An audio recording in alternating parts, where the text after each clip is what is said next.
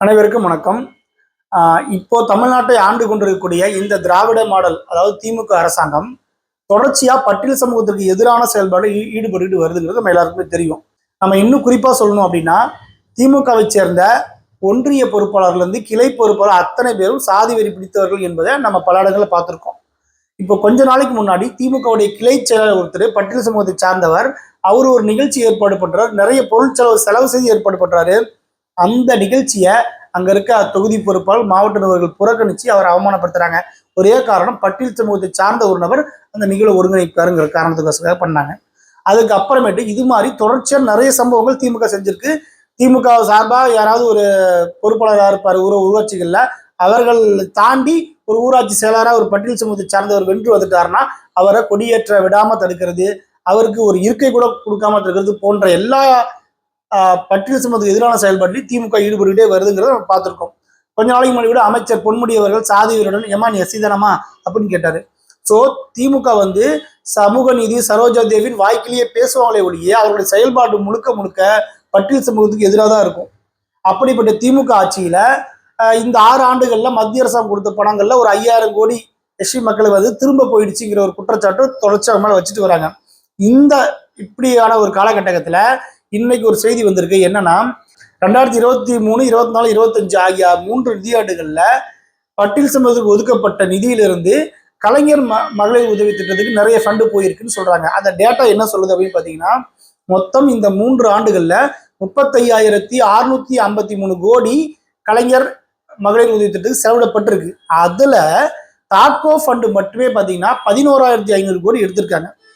இப்ப நமக்கு ஒரு கேள்வி என்னன்னு கேட்டீங்கன்னா, கலைஞர் மகளிர் உதவி திட்டம்ங்கிறது ஒரு பொது திட்டமா இல்ல பட்டியல் சமூகத்திற்காக ஒதுக்கப்பட்ட திட்டமா? அப்போ பொது திட்டமா இருக்கும் பட்சத்துல அந்த பொது திட்டத்திற்கு பட்டியல் சமூகத்திற்கென்று ஒதுக்கப்பட்ட ஒரு திட்டத்தில் இருந்து நிதியை எடுத்து பயன்படுத்துவது எந்த வகையில் சரியானது அப்படிங்கிற கேள்வித்தான் நம்ம முன்வைக்கிறோம்.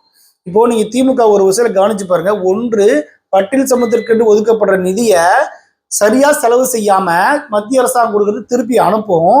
இன்னொன்னு, அப்படி செலவிடப்படுற தொகையிலேயே பெரும்பான்மையான தொகை பார்த்தீங்கன்னா இந்த மாதிரி மற்ற திட்டங்களுக்குமே தாட்கொழுந்து எடுத்து கொடுத்துரும். இந்த குற்றச்சாட்டு இன்னைக்கு திமுக மீது இல்ல. இது ஆண்டாண்டு காலமாக திமுக மீது வைக்கிற குற்றச்சாட்டு. ஏன்னா திமுக ஆண்டாண்டு காலமா பட்டியல் சமூகத்துக்கு எதிராக வேலை செஞ்சுட்டு இருக்கு. இதை நாம சொல்லல, சேக்கூர் தமிழரசன் அவர்கள், இந்திய குடியரசு கட்சியை சார்ந்த சேக்கூர் தமிழரசன் அவர்கள் பதிவு பண்ற ஒரு காணொலியில கலைஞர் டிவி திட்டத்திற்கு கருணாநிதி அவர்கள் 800 கோடி ரூபாயை தாட்கோல் எடுத்து கொடுத்தாரு. அதை நாங்க தடுக்க அப்ப அவ்வளவு போறோம்னா எங்களால் முடியல அப்படிங்கிற கருத்தை ஒரு ஊடகத்துல பதிவு செஞ்சிருக்காரு. அப்போ திமுக வழியாக இந்த பட்டியல் சமூகத்திற்கு எதிராகத்தான் செயல்படுது. அந்த மக்களுக்கு போய் சேர வேண்டிய நிதியை ஒன்றும் செலவு செய்ய மாட்டாங்க.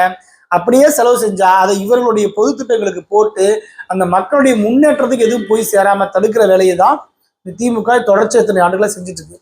ஆனா இந்த திமுகவை தான் தாங்கி பிடிக்கிற வேலையை பட்டியல் சமூகத்தின் தலைவர் என்று தன்னை பறைசாற்றி கொள்ளக்கூடிய திருமாவளவன் அவர்கள் தொடர்ச்சியா செய்யறாரு. குடி தண்ணீர்ல மலம் கலந்த பிரச்சனையா வாயை திறக்க மாட்டார், கேட்டா கூட்டணி தர்மம் பாரு. இப்போ இந்த மாதிரி பட்டியல் சமூகத்துக்கு போற நிதி கையாளப்படுது, சரியா பயன்படுத்தப்படல. இது எதை நோக்கியுமே குரல் எழுப்பாத ஒரு நபர் தான் பட்டியல் சமூகத்தின் தலைவர் என்று தன்னை பறைசாட்டி கொள்கிறார். அது குறித்து கேட்டுத்தான் ஒரு பிரச்சனையில ஏர்போர்ட் மூர்த்தி அவர்கள் சிறை சென்றாரு. இன்னைக்கு மீண்டு வந்திருக்காரு நம்ம பார்க்கிறோம்.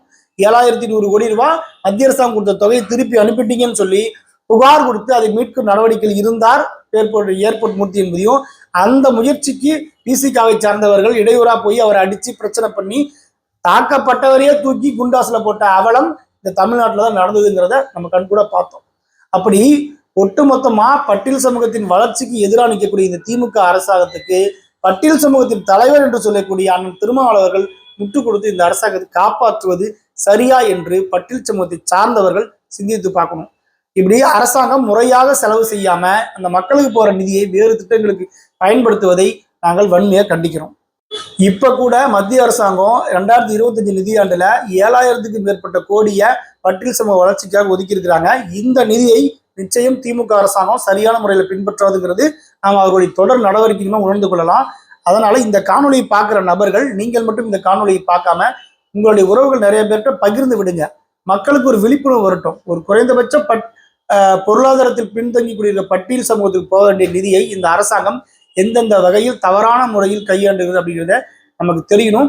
இந்த பிரச்சனைகளுக்கு தீர்வு வேணும் அப்படின்னா பட்டியல் சமூகத்தை சார்ந்த இளைஞர்கள் தாட்கோ அமைப்பை அணுகுங்க. எவ்வளவு நிதி எங்களுக்கு ஒடுக்கப்பட்டிருக்கு, எவ்வளவு செலவிடப்பட்டிருக்கு, எவ்வளவு நிலுவையில் இருக்கு அப்படின்னு ஆர்டிஐ தகவல் மூலியமா தொடர்ச்சியா அழுத்தம் கொடுங்க, கேட்டு பெறுங்க. ஏன்னா நீங்க நிறைய தொகை செலவிடப்பட்டுன்னு சொல்லி கணக்கு காட்டுறாரு, செலவுகள்லயே இந்த மாதிரி தவறான திட்டத்துக்கு கொண்டு போய் சேர்த்த பணம் தான் அதிகமா இருக்குங்கிறத பட்டியல் சமூக இளைஞர்கள் கவனத்தில் கொண்டு இது குறித்து தொடர்ச்சியா செயல்படுங்கிற வேண்டுகோளை வச்சு இந்த காணொலி முடிச்சுக்கிறோம். நன்றி, வணக்கம்.